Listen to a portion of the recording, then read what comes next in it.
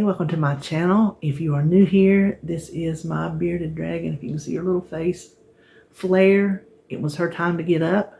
So I thought, well, I had to go over there and mute the TV. She was sleeping on the back of my chair. So I got her too, and I thought, well, she can just hang out with us a minute. For today's prep, it is 100% Simply Feeling, meaning on Simply Feeling, it is all 0. On Purple, it's pretty close. Actually, on Blue as well for a couple of them. Anyway, for breakfast, I made a pumpkin apple butter in a crock pot. I think I don't know if green, if you're doing Weight Watchers green, I don't know if you have to count pumpkin. I don't know anything about the green plan. So if you do, then you would have to calculate points. But as far as Simply Feeling and Purple and Blue, it is a 0-point pumpkin butter. I plan on putting that on some toast. Simply Feeling toast. For lunch, I made something new. Completely new to me. I have never eaten or made a shepherd's pie. Can you believe that? I'm 59 years old and I've never had shepherd's pie. So I found a recipe called Easy Shepherd's Pie. Well, the easy part is reading the recipe because there were no amounts. It's just do this, do this, do this, do this. I'm like, well, I think I can do that. That's kind of how I cook anyway. So it is a 0-point Simply Feeling dish. And whoo, I got a little taste. It's good. If you count points, well, for Purple, you can make it 0 if you use a 0-point meat in it. And Blue, you can make it low point depending on what kind of mashed potatoes you put on top and what kind of meat you use. I happen to use the 93% hamburger, which is a no-count food on Simply Feeling. So the gravy mix that I use in it is my homemade gravy mix. You can substitute and use a packet of gravy mix. I don't know how many points are in that. I think they're very low point. Even up to your first serving might be 0 points to 1 point. I don't know. Mine works out to 0 points the way it's made. And so that makes the whole recipe Simply Feeling. And then for snack or to eat with my lunch, just depends on how I feel. I said on my menu plan, I'm getting kind of tired of fruit, which I'll still grab a banana if I'm feeling kind of, or an apple. But I made a corn salad. Now, I didn't make it per a recipe. I just put it together like I thought sounded good.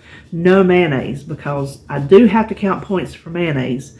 And I calculated in the recipe builder, if I added just 2 tablespoons of mayonnaise, it would come out to like 1 point a serving. I say 6 servings, which that looks kind of skimpy to me. So even if I eked it out to 6 servings, that's 6 points during the week off of my 49 that I could be using on the weekend. And I don't feel like mayonnaise is that important, even though it is Duke's. And Duke's is the mayonnaise. As far as this corn salad goes, I don't think it's that important of an ingredient. I tasted it. It's delicious just like it is. And the cheese that's in it is fat-free feta. That is also Simply Feeling. So there you have it. That's what we're having this week. Well, let's just turn around and get started cooking. To start, we're going to make our pumpkin apple butter. I have 1 can of pumpkin puree. To that, I'm going to add some unsweetened applesauce, sugar-free pancake syrup. Mix it in together before we add anything else. That is monk fruit. You use your favorite sugar substitute. This is cinnamon, pumpkin pie spice, and salt. And we want to mix it together really well. Well, first of all, I think I'm going to add some more ingredients. I'm getting ahead of myself. This is a little bit of lemon juice. And then some vanilla. And I just eyeball that vanilla.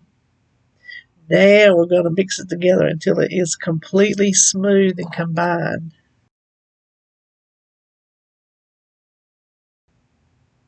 Now we want to chop our apples. I just have 2 gala apples. the sweetness of your apple will come out in your apple butter. So if you like it tart, then just choose your apples accordingly. I just want to show you just rough chop it. Now you can mix this in your not your food processor, your slow cooker, but I'm using a liner, so I didn't think it would mix very well like that. This will go 3 to 4 hours on high or 6 to 8 hours on low. When it's completed, and mine took 3.5 hours for the apples to get tender because I checked them. Put it in your food processor, your blender, your stick blender. Just make sure if you're going to close it up without a way for the steam to escape, let it cool because it will be a mess. Got a spout on mine. I'm going to hold my little dish rag over it, and it was fine. But we want to blend it until it is completely smooth. We don't want to see any apple chunks in it, unless you like that. But I wanted mine completely smooth to make a true butter. You can see, I think it's apple butter consistency, but I'm thinking with the pumpkin butter, I think with the apple in it, it may thicken up as it cools. So now, the footage of cooking my meat I don't know what happened to it. So here's a picture of me, 1 pound of hamburger with about a half an onion, and I seasoned it with the house seasoning. So while that cooks down, we will start making our mashed potatoes. I'm using 3, you can see the size, just kind of medium-sized potatoes. So we just want to go ahead and peel all of those, and I'll show you, that's the size I like to cook mine, because the smaller they are, the more starch you're going to release.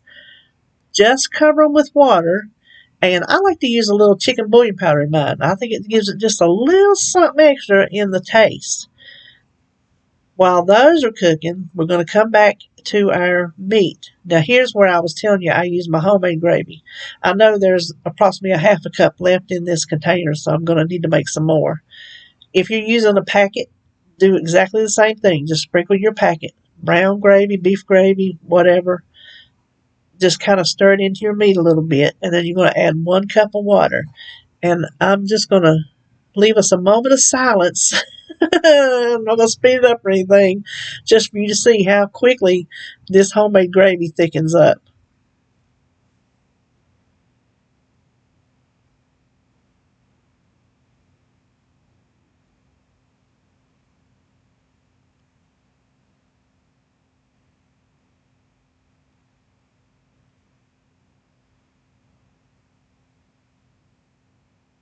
Now we're going to add our 2 cans of mixed vegetables, and all we want to do is stir them in, heat them through, and then push them aside while our potatoes finish. They'll be fine just sitting back there resting.